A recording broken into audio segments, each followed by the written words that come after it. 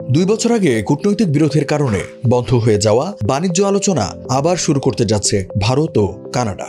নতুন একটি বাণিজ্য চুক্তির বিষয়ে স্থগিত আলোচনা পুনরায় শুরু করতে রাজি হয়েছে এই দুই দেশ। 23 নভেম্বর এক বিবৃতিতে এমনটাই জানিয়েছে ভারত সরকার। দক্ষিণ আফ্রিকার জোহান্সবার্গে 22 নভেম্বর থেকে শুরু হয়েছে 2 দিনের G20 শীর্ষ সম্মেলন। এই সম্মেলনের ফাঁকে ভারতের প্রধানমন্ত্রী নরেন্দ্র মোদী ও কানাডার প্রধানমন্ত্রী মার্ক কার্নি দ্বিপাক্ষিক বৈঠক করেন। ভারতের প্রধানমন্ত্রীর কার্যালয়ের এক বিবৃতিতে বলা হয়েছে, দুই নেতা উচ্চাকাঙ্ক্ষী বিস্তৃত অর্থনৈতিক অংশীদারিত্ব চুক্তি CEPA নিয়ে আলোচনায় ফিরতে রাজি হয়েছেন। তাদের লক্ষ্য 2030 সালের মধ্যে দ্বিপাক্ষিক বাণিজ্য দ্বিগুণ করে $50 বিলিয়ন পৌঁছানো। বিবৃতিতে আরও বলা হয়, দুই দেশ তাদের দীর্ঘদিনের বেসামরিক পারমাণবিক সহযোগিতা পুনর্ব্যক্ত করেছে এবং দীর্ঘমেয়াদী ইউরেনিয়াম সরবরাহ চুক্তি নিয়ে চলমান আলোচনার কথা উল্লেখ করেছে। সামাজিক যোগাযোগ মাধ্যম এক্সে দেওয়া এক পোস্টে কার্নি লেখেন, ভারতের প্রধানমন্ত্রী নরেন্দ্র মোদীর সঙ্গে আমার বৈঠক হয়েছে। বৈঠকে আমরা এমন একটি বাণিজ্য চুক্তির পথে এগিয়েছি যা আমাদের বাণিজ্য $70 বিলিয়ন বেশি হতে পারে। ভারত বিশ্বের 5ম বৃহত্তম অর্থনীতি, তাই এই বাণিজ্য চুক্তি ভবিষ্যতে কানাডার কর্মী ও ব্যবসার জন্য বড় সুযোগ তৈরি করবে। বিশ্লেষকদের মতে এই আলোচনা পুনরায় শুরু হওয়া দুই দেশের মধ্যে সম্পর্কের উন্নতির ইঙ্গিত দিচ্ছে।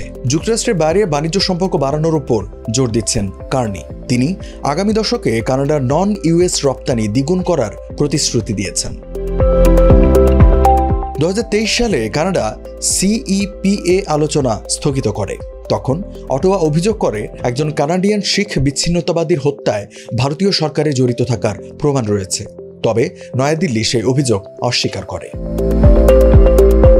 কূটনৈতিক উত্তেজনা সত্ত্বেও ভারত কানাডার মধ্যকার বাণিজ্য কখনো থেমে থাকেনি। 2024 সালে তাদের দ্বিপাক্ষিক পণ্য ও সেবা বাণিজ্য ছিল প্রায় $31 বিলিয়ন, যার বড় অংশই কানাডার পক্ষে। কারণ শুধু সেবা রপ্তানি থেকে কানাডা আয় করেছে $16 বিলিয়ন, যা 2024 সালে চীনের সঙ্গে কানাডার মোট বাণিজ্য 4 গুণেরও বেশি। গত জুন মাসে G7 শীর্ষ সম্মেলনের ফাঁকে মোদির সঙ্গে কার্নির বৈঠকের পর থেকেই দুই দেশের সম্পর্ক কিছুটা ঘুরে দাঁড়াতে শুরু করে। 23 নভেম্বর কার্নি বলেন, ভারত আমাদের জন্য অবশ্যই একটি নির্ভরযোগ্য বাণিজ্যিক অংশীদার। এ বিষয়ে কিছু মতভেদ থাকলেও ভারত কানাডার বাণিজ্যিক সম্পর্ক এখনও শক্তিশালী এবং আমরা সেটিকে আরও প্রসারিত করতে চাই। তিনি আরও বলেন, দুই দেশের ব্যবসা বাণিজ্যকে সুরক্ষিত ও স্থিতিশীল কাঠামো দিতে একটি শক্তিশালী বাণিজ্য চুক্তি প্রয়োজন। এতে পরিষ্কার নিয়ম, বিরোধ মীমাংসা প্রক্রিয়া এবং দুই পক্ষের ব্যবসার সুযোগ বাড়বে। G20 সম্মেলনে কার্নি ব্রাজিলের president Luiz Inacio Lula da সিলভার সঙ্গেও বৈঠক করেন।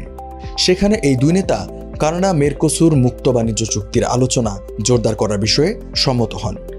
মেরকোসুরে রয়েছে ব্রাজিল, আর্জেন্টিনা, প্যারাগুয়ে ও উরুগুয়ে।